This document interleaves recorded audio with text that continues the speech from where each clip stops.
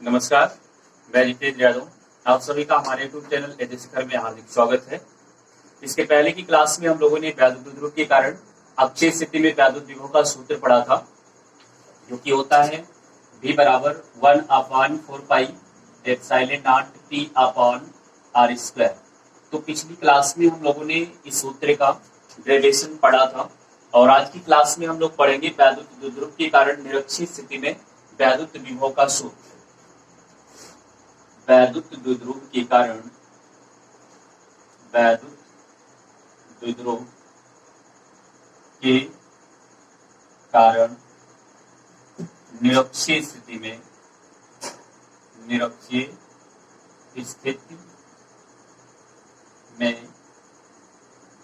वैद्युत विभव निरक्षीय स्थिति में वैद्युत विभव।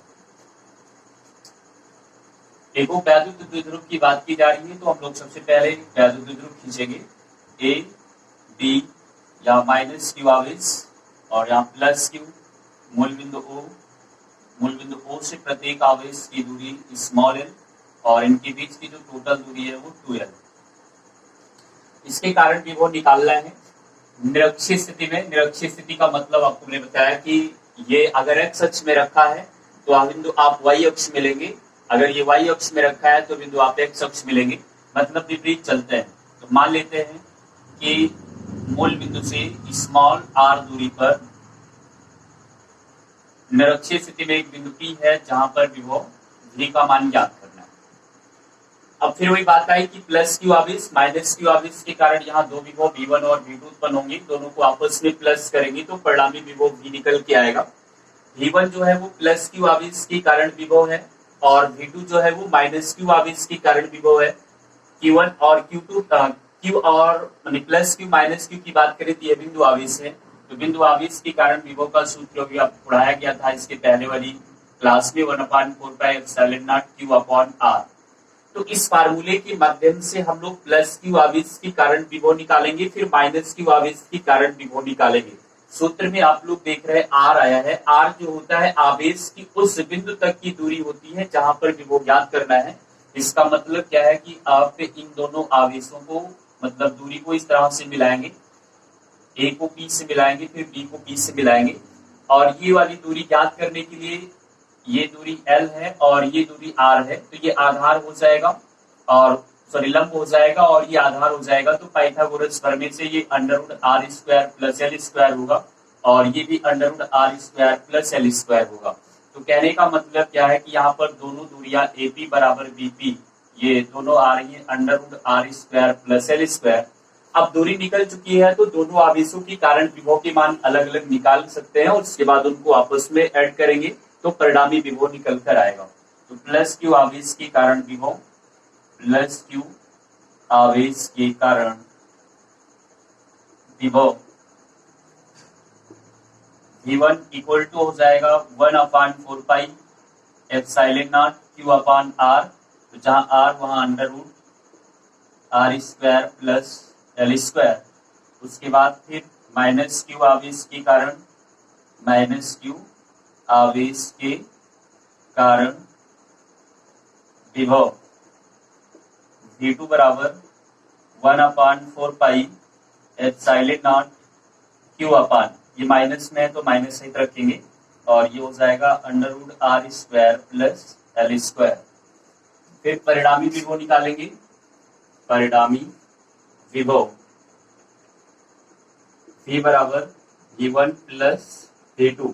तो V1 की वैल्यू है 1/4 epsilon not Q upon root में R square plus L square. ये माइनस है, इस वजह से इस प्लस को माइनस कर दे रहे हैं। 1/4 epsilon not Q upon root में R square plus L square. तो ये और ये पूरा कैंसिल हो जाएगा, सेम है। तो V इक्वल टू R है 0। इसका मतलब क्या है कि निरक्षीय स्थिति में वैद्युत विभव का मान शून्य होता है। तो आपसे क्वेश्चन वैसे भी ऑब्जेक्टिव क्वेश्चन में आ सकता है कि वैद्युत द्विध्रुव के कारण निरक्षीय स्थिति में वैद्युत विभव का मान होता है तो शून्य होता है। अब इसके बाद में हम लोग अगला सूत्र पढ़ेंगे।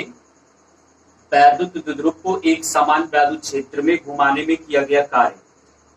ये भी इंपॉर्टेंट फार्मूला है, एग्जाम में पूछा जाता है।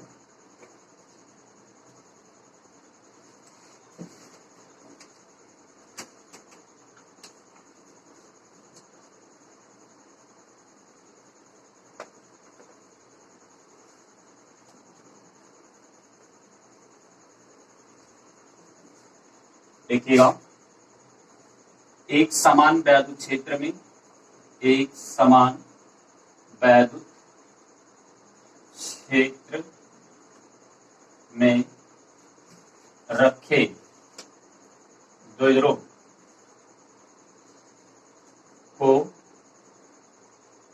घुमाने में किया गया कार्य। एक समान वैद्युत क्षेत्र में रखे द्विध्रुव को घुमाने में किया गया कार्य निकालना है, क्योंकि इस सूत्र का मान होता है W बराबर PE 1 माइनस cos थीटा। इसी सूत्र को डेरिवेट करना है कि W बराबर PE into 1 minus cos theta. तो ध्यान दो, ये कहा जा रहा है कि एक समान वैद्युत क्षेत्र, तो मान लेते हैं कि ये कोई एक समान वैद्युत क्षेत्र ही है और इसमें कोई द्विध्रुव रखा हुआ है। तो मान लेते हैं कि एक द्विध्रुव ए बी रखा हुआ है, यहाँ प्लस क्यू आवेश होगा और यहाँ माइनस क्यू आवेश होगा, ठीक है। और ये वैद्युत क्षेत्र के साथ में थीटा कोण पर रखा हुआ है, इसे घुमाया जाना है, तो घुमाने में किया गया कार्य निकालना है। तो देखो, घुमाने में किया गया टोटल कार्य एक साथ निकाला नहीं जा सकता है, इसलिए हम लोग क्या करेंगे, इसे हम अल्प कोणीय विस्थापन विस्थापित करेंगे। मतलब क्या है कि अल्प कोण विस्थापित करेंगे। तो अल्प कोण विस्थापित करेंगे तो इस तरह से देखिएगा, ये मान लो कि घुमाने के बाद इसकी सिचुएशन बदल गई, ए डैश बी डैश हो गया और उसके बाद में ये तो प्लस क्यू आवेश रहेगा और ये माइनस क्यू आवेश। इसको हमने अल्प कोण डी थीटा घुमाया, अल्प कोण डी थीटा घुमाया गया है। तो सबसे पहले हम लोग क्या करेंगे कि इसे अल्प कोण डी थीटा घुमाने में किया गया कार्य निकालेंगे। टोटल कार्य निकालने के लिए इसका इंटीग्रेशन कर देंगे तो टोटल कार्य निकल के आएगा। तो यहां पर लिखा जाएगा अल्प कोण डी थीटा घुमाने में किया गया कार्य, घुमाने में किया गया कार्य dw बराबर होगा, कार्य बराबर होता है बल गुणे विस्थापन, बल गुणे विस्थापन। तो dw बराबर हो जाएगा, बल देखो यहाँ पे लगेगा बल आघूर्ण, क्योंकि आपको वैद्युत क्षेत्र में पढ़ाया गया था कि जब एक समान वैद्युत क्षेत्र में कोई द्विध्रुव रखा जाता है तो उस पर एक बल आघूर्ण कार्य करता है जिसका मान टाउ बराबर होता है पीई साइन थीटा। तो इस सूत्र को आपको इसके पिछली क्लास में पढ़ाया गया है और विस्थापन आपने डी थीटा माना ही है। तो डी डब्ल्यू बराबर हो जाएगा, टाउ का मान रखेंगे P E sine theta into D theta, क्योंकि टाउ इक्वल टू होता है पीई साइन थीटा। ये पहले ही चैप्टर में पढ़ाया गया था सूत्र। अब उसके बाद में ये तो हो गया, यानी W का मान आएगा और उसके बाद में आपको टोटल कार्य निकालना है। तो ये आप मानेंगे कि मान लो कि जब इसे घुमाया नहीं गया था तो घुमाने के पहले जो कोण था वो θ1 था, उसके बाद में जब इसे घुमाया गया तो घुमाने के बाद में जो कोण था वो हो गया θ2। तो कहने का मतलब क्या है कि इस द्विध्रुव को θ1 कोण से θ2 कोण तक घुमाया जा रहा है। तो θ1 कोण से θ2 कोण घुमाने का नेट कार्य निकालना है। तो W इक्वल टू हो जाएगा, लिमिट लगाएंगे θ1 से θ2 और उसके बाद में बीच में जो अल्प कार्य है उसी का इंटीग्रेशन करेंगे। देखो, इसको हमने पहले बताया कि इसका मतलब क्या होता है कि θ1 से θ2 तक घुमाने के बीच में आपने dw कार्य किया है तो उसी का इंटीग्रेशन कर दो। इंटीग्रेशन करने का मतलब क्या है कि θ1 से θ2 तक का टोटल कार्य निकल के आएगा। तो अब W बराबर हो जाएगा, मान रखेंगे θ1 से यहाँ θ2 ऐसे ही रहेगा, इसका मान है P E sine theta into D theta. तो W बराबर होगा पीई कांस्टेंट वैल्यू है, बाहर निकल जाएगा, इसका इंटीग्रेशन से कोई लेना देना नहीं होता है, तो बचेगा यहाँ पे केवल साइन थीटा डी थीटा। देखो इंटीग्रेशन में एक फार्मूला होता है कि integration sine theta D theta equal to होता है माइनस कॉस थीटा। ठीक है, इंटीग्रेशन में फार्मूला होता है, याद करना पड़ेगा आपको। तो W बराबर हो जाएगा पीई और उसके बाद में माइनस कॉस थीटा, लिमिट जो होगी वो θ1 से θ2 इस तरह से लगाएंगे। इसको आपको बताया कि लोअर लिमिट बोलते हैं, इसको अपर लिमिट बोलते हैं। तो आप क्या करेंगे कि अपर limit minus lower limit apply करेंगे, तो W बराबर हो जाएगा पीई और उसके बाद में अपर लिमिट यानी माइनस कॉस θ2 और फिर minus cos θ1, upper limit minus lower limit. देखो आगे ही माइनस है तो ये प्लस हो जाएगा, तो प्लस हो जाएगा तो W बराबर क्या आएगा, एक लाइन और लिख देते हैं, पीई कॉस θ1 माइनस कॉस θ2। अब जहां पर हम लोग एक कंडीशन लगाते हैं, कंडीशन ये लगाएंगे कि मान लो कि θ1 इक्वल टू 0, ठीक है, और उसके बाद में θ2 इक्वल टू मान लेते हैं थीटा, तो क्या होगा कि W बराबर हो जाएगा पीई और कास 0 अंश और माइनस कॉस θ1 θ2 की वैल्यू अप्लाई किए हैं और पीई और ये हो जाएगा 1 माइनस कॉस थीटा। तो इसी सूत्र का प्रूफ करना था, ये प्रूफ। अब ध्यान देना, इसमें कुछ कंडीशन लगते हैं, ठीक है, 2-3 कंडीशन होती है, कंडीशन में यहां लगा देता हूं। देखो कुछ कंडीशंस हैं। पहली कंडीशन ये होती है कि मान लो कि थीटा इक्वल टू 0, तो अगर आपने थीटा इक्वल टू 0 मान लिया तो ये W इक्वल टू कितना हो जाएगा, पीई 1 माइनस कॉस 0, तो W इक्वल टू हो जाएगा पीई कॉस 0 का मान 1 माइनस 1 तो 0 होगा और W बराबर हो जाएगा 0। कहने का मतलब क्या है कि जब इस वैद्युत द्विध्रुव को 0 डिग्री के कोण पर रखेंगे तो किया गया कार्य भी क्या हो जाएगा, 0 हो जाएगा। सेकंड कंडीशन ये होती है कि मान लो कि थीटा इक्वल टू 90 अंश, अगर 90 अंश मान लेते हो तो W इक्वल टू हो जाएगा पीई 1 माइनस कॉस 90, कॉस 90 की वैल्यू 0 होती है, ये 0 हो गया और ये हो जाएगा पीई, W बराबर आएगा पीई।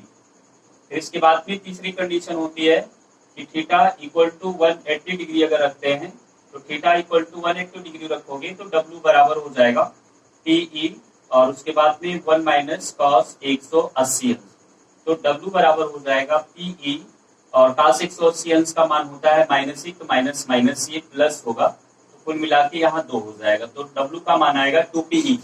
cos 180 अंश का मान माइनस 1, तो आगे माइनस माइनस माइनस प्लस, तो ये 2 हो गया, आगे लग गया 2PE। तो ये कंडीशन होगी। तो इस सूत्र को इस तरह से आप लोग डेरिवेट कर सकते हैं, इंपॉर्टेंट फार्मूला है, एग्जाम में पूछा जा सकता है, पूछा भी गया कई बार। चलिए फिर आगे कुछ टॉपिक और बच रहे हैं, कंप्लीट कर देते हैं। समविभव पृष्ठ, इसके बाद पे हम लोग जानेंगे समविभव पृष्ठ।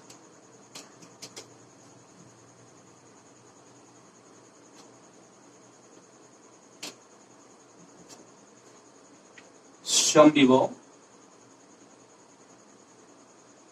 पृष्ठ, देखो नाम से ही पता चलता है कि इसका काम क्या होना चाहिए। सम बराबर विभव माने विभव, यानी सम विभव, समान विभव वाला पृष्ठ। तो इसकी डिफिनीशन ये होती है कि किसी वैद्युत क्षेत्र में खींचा गया ऐसा पृष्ठ जिसके प्रत्येक बिंदु पर विभव का मान समान हो। डिफिनीशन मैं लिख देता हूं, आप मेरे साथ लिख सकते हैं। किसी वैद्युत क्षेत्र में, किसी वैद्युत क्षेत्र में खींचा गया ऐसा पृष्ठ जिसमें या जिसके प्रत्येक बिंदु पर, जिसके प्रत्येक बिंदु पर विभव का मान समान हो, विभव का मान समान हो, तो उसे हम लोग कहेंगे समविभव पृष्ठ। देखो इसका चित्र बनाते हैं कि मान लो कि ये समविभव यानी मतलब है कि वैद्युत क्षेत्र में कोई पृष्ठ खींच दिया, तो मान लो कि इसके प्लस क्यू आवेश इसके बाहरी पृष्ठों पर एक समान रूप से वितरित है। इस पृष्ठ का केंद्र O मान लेते हैं।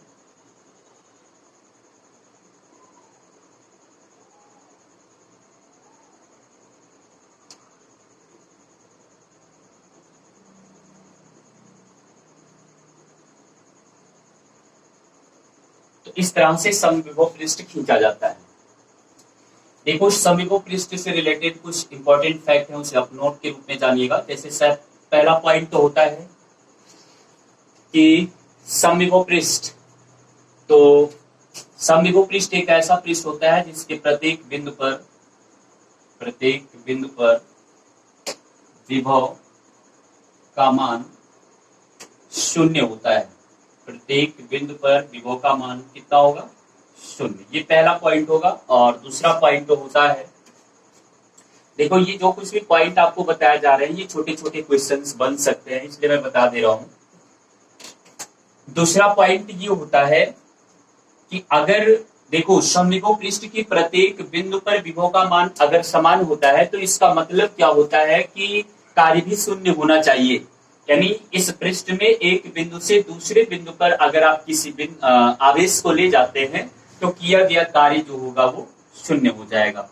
हमारे कहने का मतलब ये है कि समविभव पृष्ठ के एक बिंदु से दूसरे बिंदु तक किसी आवेश को ले जाने में किया गया कार्य का मान भी क्या होता है? शून्य।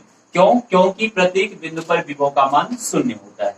इसके बाद में इसका जो तीसरा पॉइंट होता है कि समविभव पृष्ठ के समीप वैद्युत क्षेत्र जो होता है वो लंबवत होता है। यानी समविभव पृष्ठ के समीप, समविभव पृष्ठ के समीप वैद्युत विभव वैद्युत क्षेत्र को ई से डिनोट करते हैं। वैद्युत क्षेत्र ई लंबवत होता है। इस समीप की बात की जा रही है। चौथा पॉइंट है कि इसके प्रत्येक बिंदु पर वैद्युत बल रेखाएं जो होती है वो लंबवत होती है।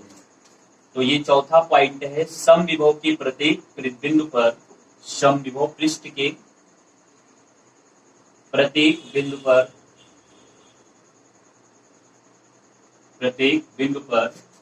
वैद्युत बल रेखाएं लंबवत होती हैं। वैद्युत बल रेखाएं लंबवत होती हैं। वैद्युत बल रेखाएं लंबवत। तो ये कुछ खास पॉइंट है, इसके बारे में आपको जाने रहना है। ठीक, अब इसके बाद में हम लोग जानेंगे विभव प्रवणता। ये भी इंपॉर्टेंट टॉपिक है। अब की बार 2020 के बोर्ड एग्जाम में पूछा गया क्वेश्चन था। ये बहुत छोटे प्रश्नों में डिफिनीशन इसकी पूछी गई थी विभव प्रवणता की। तो आगे हम लोग विभव प्रवणता के बारे में जानेंगे। विभव प्रवणता, विभव प्रवणता की डिफिनीशन होती है कि दूरी की सापेक्ष विभव परिवर्तन की दर को विभव प्रवणता कहते हैं। परिभाषा में लिख दे रहा हूं, दूरी की सापेक्ष विभव परिवर्तन की दर। बस इतने से आप समझ जाएंगे कि दूरी के सापेक्ष विभव परिवर्तन की दर को क्या कहेंगे? विभव प्रवणता। देखो विभव प्रवणता का सूत्र होता है, विभव प्रवणता बराबर होता है minus delta V upon delta x। Delta V upon delta x minus यानी कमी को इंडिकेट करेगा। अब इसके बाद में हम लोग इसके मात्रक की बात करेंगे। तो मात्रक जो होगा, ये विभव है तो मात्रक हो जाएगा वोल्ट, और प्रति दूरी है तो मात्रक जो हो जाएगा वो मीटर होगा। और अगला पॉइंट ये है कि विभव प्रवणता सदिश राशि है। विभव प्रवणता सदिश राशि है, सदिश राशि है। विभव की बात करें तो विभव और विभवांतर अदिश राशि है, जबकि विभव प्रवणता की बात करें तो ये सदिश राशि हो जाएगी। इसकी बीमा निकाल देते हैं। बीमा जो होगा, क्योंकि आपको पता है कि सूत्र में होता क्या है, विभव प्रवणता बराबर, सूत्र लिख देते हैं, विभव प्रवणता बराबर minus delta we upon delta x होता है। तो विभवांतर है तो विभवांतर को आप क्या लिखेंगे, डब्ल्यू अपॉन क्यू और बटे डेल्टा एक्स, और ये हो जाएगा W upon Q into delta x. Minus से कोई मतलब नहीं है।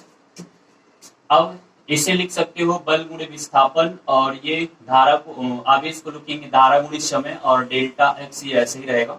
अब चलो लिख लेते हैं, बल को लिखा जाएगा ml t माइनस टू, विस्थापन को यल, और धारा को a, समय को t, और ये भी एक विस्थापन ही है तो इसको l लिखेंगे। तो l से l जो होगा ये कैंसिल हो जाएगा, तो बनेगा क्या, m, और केवल l बचा है, उसके बाद में t माइनस थ्री हो जाएगा a माइनस वन। तो ये विभव प्रवणता की बीमा होगी। एक छोटा सा पॉइंट और बच रहा है, विभव प्रवणता और विद्युत क्षेत्र की तीव्रता ई में संबंध।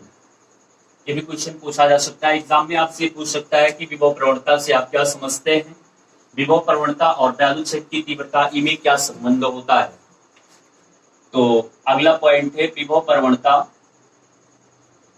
विभव प्रवणता एवं विद्युत क्षेत्र की तीव्रता, विद्युत क्षेत्र की तीव्रता ई में संबंध, दोनों में संबंध स्थापित करना है। देखो मान लेते हैं कि यहाँ पर एक बिंदु ए है, यहाँ प्लस क्यू आवेश रखा है, इसके विद्युत क्षेत्र में एक बिंदु बी है जहां पर हम लोगों ने परीक्षण आवेश क्यू रखा है।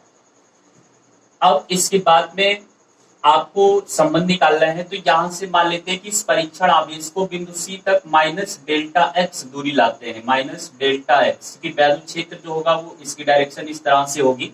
आपको पता होगा कि ये विद्युत क्षेत्र जो होता है ये सदिश राशि है, तो डायरेक्शन प्लस क्यू आवेश के कारण इससे दूर हो जाएगी, और इसके कारण जो बल उत्पन्न होगा उसकी डायरेक्शन इस तरह से होगी। ठीक, तो अब ध्यान दो, माइनस डेल्टा एक्स दूरी ला रहे हैं, तो डेल्टा एक्स दूरी इस परीक्षण आवेश को जब लाएंगे तो डेल्टा डब्ल्यू कार्य, मतलब अति सूक्ष्म कार्य करना पड़ेगा। तो आप लोग सबसे पहले यहाँ पर ये किया गया अल्प कार्य निकालेंगे, किया गया अल्प कार्य, तो किया गया जो अल्प कार्य होगा उसे डेल्टा डब्ल्यू से लिखेंगे। डेल्टा डब्ल्यू बराबर होता है बल गुणे विस्थापन, तो विस्थापन माइनस डेल्टा एक्स है, यानी कार्य बराबर होता है बल गुणे विस्थापन, तो ये हो जाएगा डब्ल्यू गुणे माइनस डेल्टा एक्स। तो डेल्टा डब्ल्यू बराबर हो जाएगा, इसे आप लिख सकते हैं ई क्यू नॉट और गुणे माइनस डेल्टा एक्स, क्योंकि विद्युत बल का ये सूत्र होता है, विद्युत क्षेत्र की परिभाषा से ई बराबर एफ अपॉन क्यू नॉट होता है। तो ये तो कार्य निकल के आया। अब उसके बाद में आप लोगों को निकालना क्या है, यहाँ पर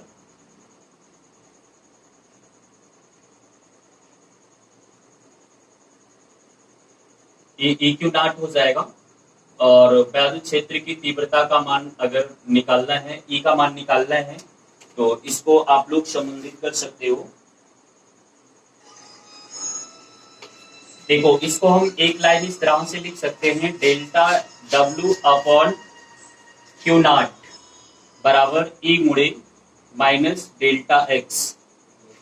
ये कार्य बटे आवेश, इसको आप विभवांतर लिख सकते हो। डेल्टा डब्ल्यू है तो ये हो जाएगा डेल्टा भी, यानी विभव परिवर्तन को डिनोट करेगा, और ये हो जाएगा माइनस डेल्टा एक्स।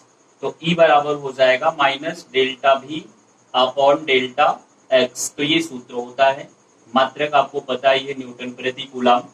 और यहाँ पर मैं लिख दे रहा हूँ कि डेल्टा भी इक्वल टू जो होता है delta W upon Q not, जो विभवांतर की परिभाषा से है, v बराबर डब्ल्यू अपॉन क्यू। तो अगर डेल्टा डब्ल्यू अपॉन क्यू है मतलब अल्प कार्य है, तो विभवांतर भी क्या होगा, अल्प ही होगा। तो ई बराबर होता है माइनस डेल्टा भी अपॉन डेल्टा एक्स। तो इस तरह से इस चैप्टर को हम यही समाप्त करते हैं। आपको मैंने 2 वीडियो में ही इसकी थ्योरी कंप्लीट कर दिया है। आगे की क्लास में न्यूमेरिकल में बताऊंगा